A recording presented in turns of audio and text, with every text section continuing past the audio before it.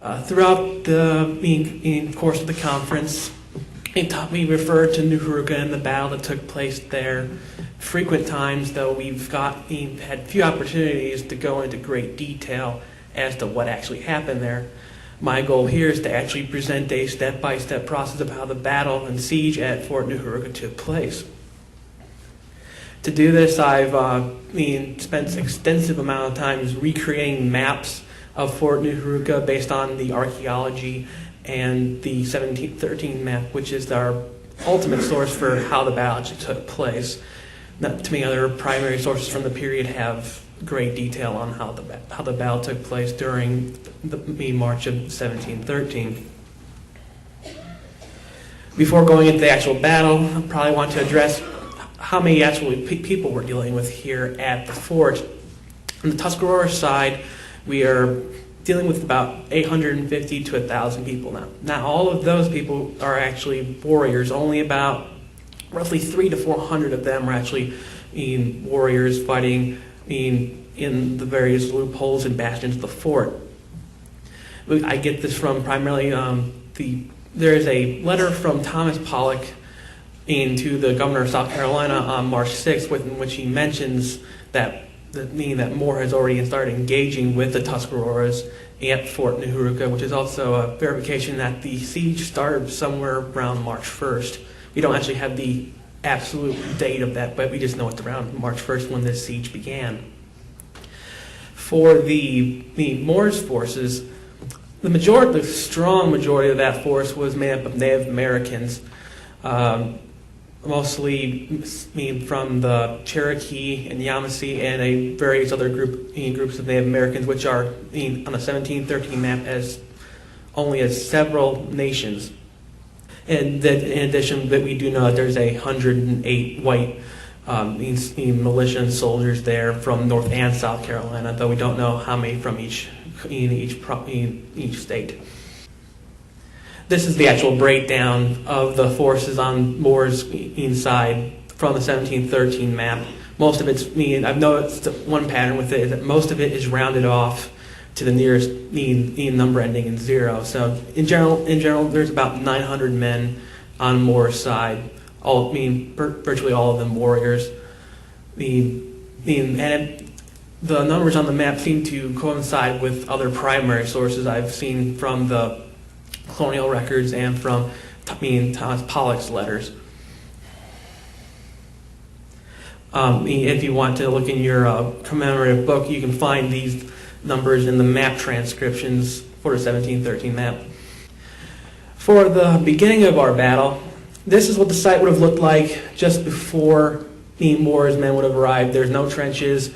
There's the Sally Gate or Sally Trench and Gate that were referred to before are not present. Those were built in the process of the siege. So this is what the ground would have looked like beforehand. When Moore's forces arrived on March 1st or so, they would have surrounded the fort on all sides to try and to monitor the fort and make sure that none of the Tuscaroras escaped. In the process of surrounding the fort, they constructed 3 what are referred to as batteries, but what they really are these quickly put up sets of breastworks built by the Native American allies and Moore's men. They're named the Yamasee Battery, the Mulberry Battery, and the Cherokee Battery. The Mulberry and Yamasee batteries are at the bottom of this map. The Cherokee one would be actually off the map. You can see there's an arrow pointing to where it would roughly be off map up there in the upper right corner. Soon after they had secured their entrenched positions around the fort, most prepared, so just in case the Tuscaroras came out in an assault, they would have a defensive position to fight from. As noted by Charles Heath, there would have been an ongoing running skirmish throughout this whole process before the actual battle took place. They started building trenches that would have proceeded out from the Yamasee Battery. These siege trenches would have been led in construction by a Colonel Franz Ludwig Michel, a Swiss-French gentleman who had originally learned his craft of engineering siege warfare in the French army during the previous conflicts between France and overall Europe almost. As they progressed along, there would have been more and more resistance from the Tuscaroras inside the fort, to the point that they would have had to build something to help counteract those attacks. One of those things they built was, if you see there in the middle there of the second parallel trench, there is a triangular blockhouse. The building of this would have been an excellent position to not only cover the battery that was being built nearby, but also any assaults against the trenches. The trenches being overall about 2 meters wide, and with a dirt bank on the side facing the actual fort. After the triangular blockhouse was built, there also would have been a raised battery. The battery having one or several pieces of artillery placed in it, very similar to the kind of procedure followed by Michel in the last siege he led at Fort Hancock. The battery would have been raised high enough, as described on the 1713 map, to be able to fire over the fort and be able to see into it. If that means it was built literally higher than the fort, I kind of got that. I think it just means they had enough elevation to fire over it. And it would come into play during the actual battle. At this point, the Tuscaroras probably realized in what direction this trench was headed for, and what particular part of the wall would be attempted to be breached by this trench. So they began building what's called the Sally Trench, which protrudes directly out of the eastern wall of the fort. From this trench, they could fire down upon the approaching besiegers' trench. Now approaching about the few days before the battle, the strategy of Moore's side becomes more apparent. From what I've seen and examined, Moore intended initially to assault some part of the eastern wall or northeastern wall. So to make this assault more plausible, and easier to accomplish without heavy casualties, Moore did two things, or at least Moore's forces did two things. They dug a mine under the wall of the fort that would have been packed with gunpowder for the purpose of exploding a hole in the wall, and also according to one of the legends on the 1713 map, they disabled one of the bastions, or one of the blockhouses, blockhouse H, on the fort. This blockhouse would have been strategic in defending any approaches coming from the northeastern part of the part of the fort. So in probably burning it, it doesn't describe exactly how they destroyed it or disabled it. I'm guessing it was burned in some kind of night raid. This would have significantly weakened the northeastern wall's defenses.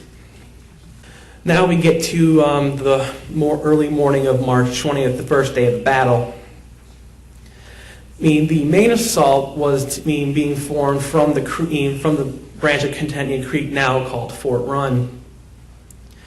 There was also a smaller assault force under Captain Stone coming from the trench. The main assault force though from the creek was under the command of three separate captains. We don't know the exact number of that force, but it was probably in the hundreds. At 10 o'clock in the morning, the mine that was set to try and blow a hole in part of the fort wall, probably somewhere around bastion, blockhouse K or the demi bastion just north of it, apparently failed. According to the document, it says the powder in that mine had been damnified, probably meaning that it had gotten damp in some way and it did little or no damage to the actual wall. Regardless of the failed mine, a trumpet was played and the assault commenced. The main assault concentrated on assaulting the northeastern wall, in particular probably the areas around what is called Position G, which is in the farthest northern point on the fort, and around the Sally Gate and around Bastion A, Blockhouse H. Also, the small tiny force under Captain Stone would have been also committed to a smaller assault. This was probably a diversionary assault to take the pressure off of the main assault and keep the people at the loopholes in the Bastion K occupied while the greater forces to the north broke through the wall. According to the 1713 map, this assault went through very successfully and with few casualties for Morse side. They were able to capture pretty much the whole northeastern wall of the fort all the way down to roughly Bastion K. Though, based on the fact that later the Bastion K has to be burned, I take that as that they still held that for until later in the battle. While this assault was successful, another assault led by Captain Mall was not. Captain Mall and about 50 of the white soldiers in this fort assaulted an area of wall between bastions E and D. But the problem is that according to the map description, they were originally intended to attack between bastions K and D on the southeastern part of the fort, roughly about where that main gate is my guess. But for some reason, which is unknown, he assaulted the wrong part and met with horrible casualties. Of the 50 men that he went in with, which went for some reason unsupported by Native American allies, which is another unlisted thing of why they didn't even come and support the attack. My suspicion is that they probably knew better than to assault one of the strongest positions on the fort. Mall and only 20 of his men escaped unscathed. The rest found themselves dead or wounded. Mall's forces were only allowed to retreat with the assistance of Colonel Moore and ordering fire to be placed on the two bastions D and E from the battery that was next to the trenches. Otherwise, there was a very big potential that the heavy fire from the Tuscarora would have wiped out Captain Mall's forces.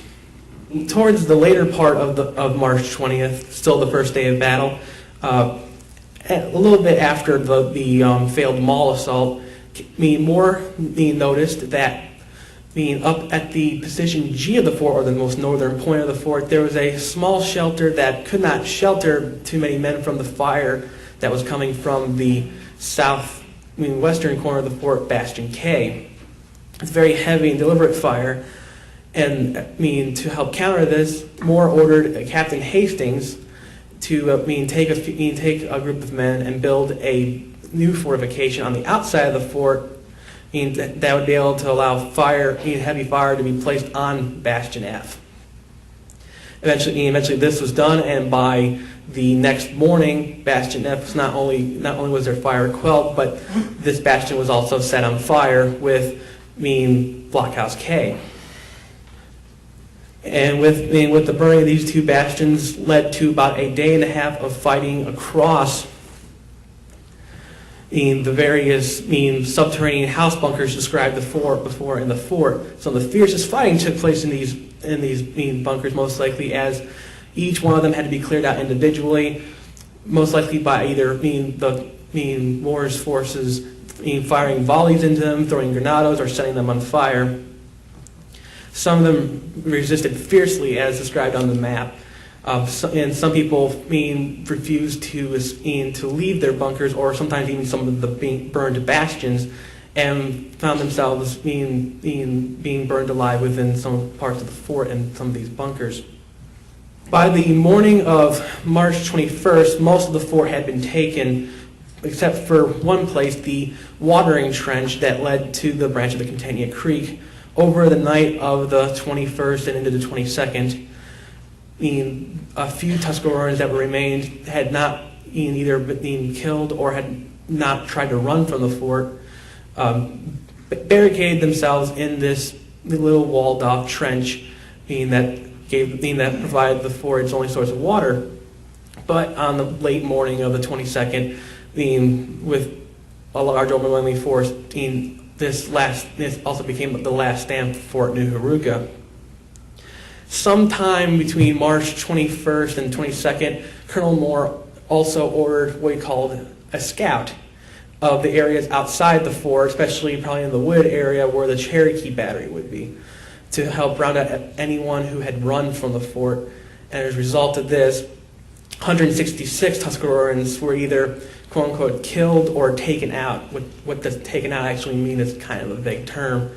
The overall aftermath of the assault is quite dire.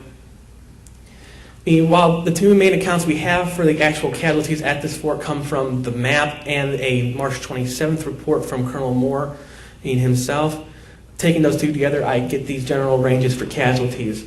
Between 300 and 450 of these people inside the fort died. 200 at least within the inside of the fort itself. Some of them may have died in the outside in the struggles in this called quote-unquote scout. The majority of these dead, at least 270 or so, were described as the briskest men on the 1713 map, probably referring to the fittest and some of their best warriors. 392 people are recorded as being taken prisoner. As I mentioned previously, 166 are referred to as being taken out or killed in this scout. If these 166 counted to the other two numbers is kind of unclear. There is also a report of 192 scalps being taken. The only problem with some of these numbers is that it's not exactly sure who collected these numbers and how accurate they are. But in general, you get the idea that between 850 and 1,000 people either perished or found themselves enslaved after the taking of this fort. There were some casualties on Moore's side of the engagement as well, overall 139. The white colonists suffered 22 dead and 24 wounded.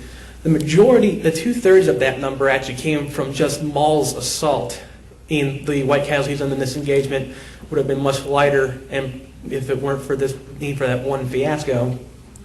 Native Americans suffered more casualties that were the ones that were allied to Moore's forces, that is, but proportionally they didn't suffer as many as the white forces. 35 dead and 58 wounded. After the battle was over, it did not take too long for the prisoners to be gathered up, and all but 180 of the Native American allies to Moore's forces decided to pack up with their slaves that they had captured and head back to South Carolina. Afterwards, Moore continued to look into maintaining a force in North Carolina to deal with what few Tuscaroras were left in the state, and also into resupplying. Supplying being always a very significant issue with any force in the frontier of North Carolina. Overall, the battle at Fort Nooherooka was a significant blow to the Tuscarora in North Carolina, basically breaking the back of the tribe and leading to their ultimate forced migration more north. I know the phrase migration is not a favored one for this, but even though this happened, it's still is very bleak and dark chapter in not only North Carolina history but human history. It's still an important chapter nonetheless, and important to understanding why this happened in North Carolina, and more importantly how it happened, because knowing why it happened is just important knowing how.